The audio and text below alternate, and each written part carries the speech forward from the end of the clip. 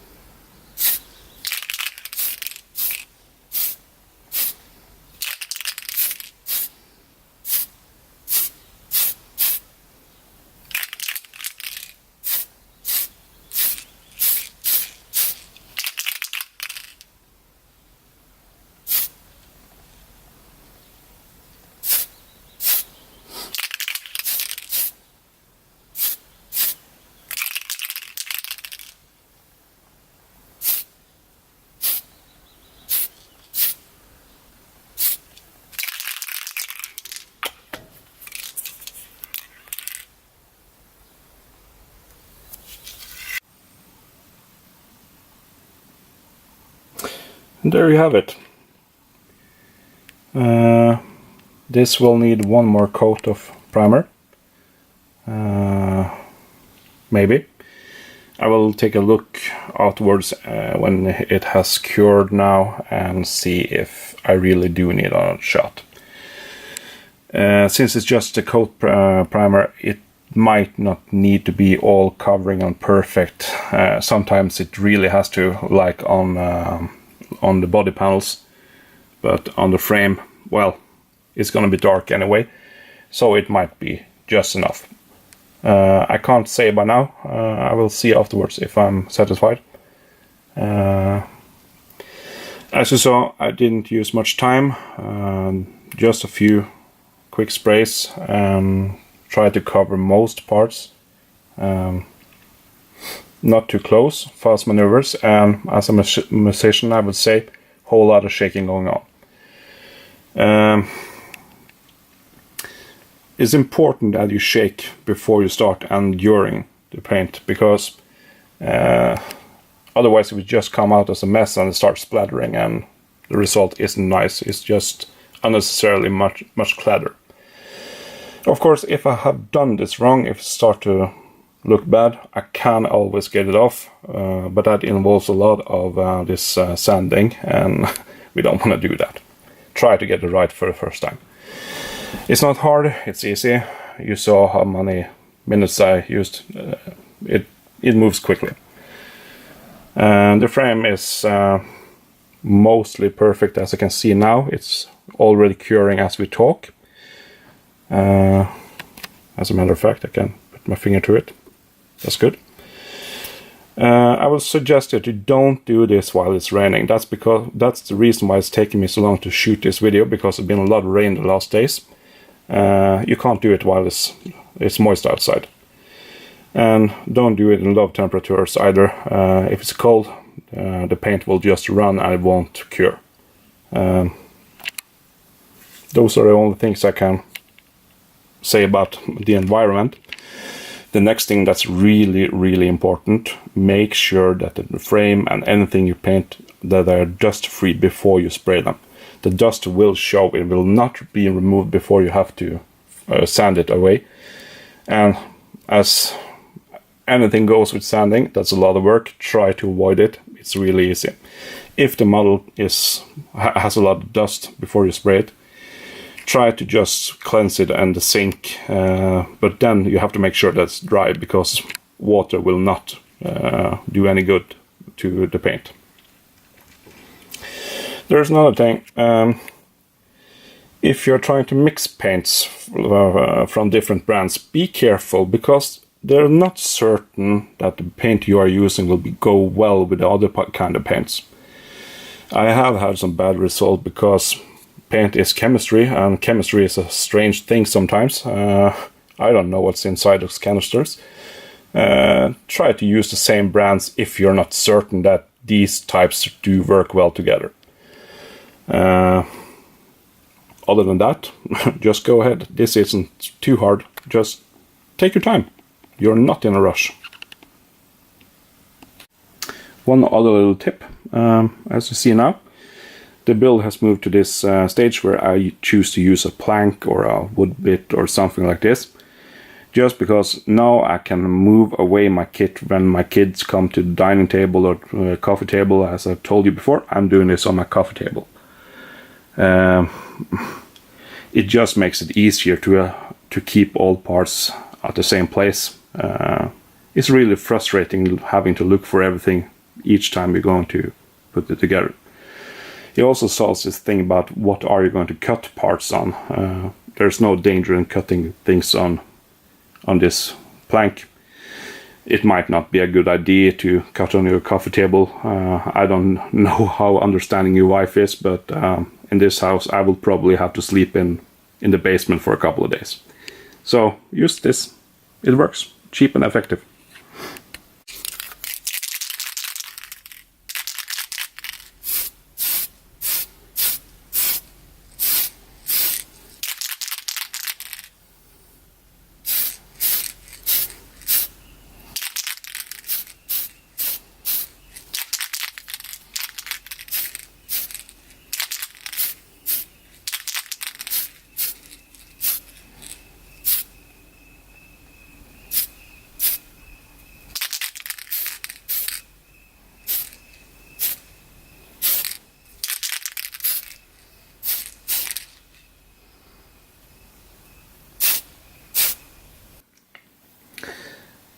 And we did the main color of the frame too. I didn't really plan on it, but I thought, what the hell, just do it. You see, the result is a nice glossy finish. There is some metallic in it.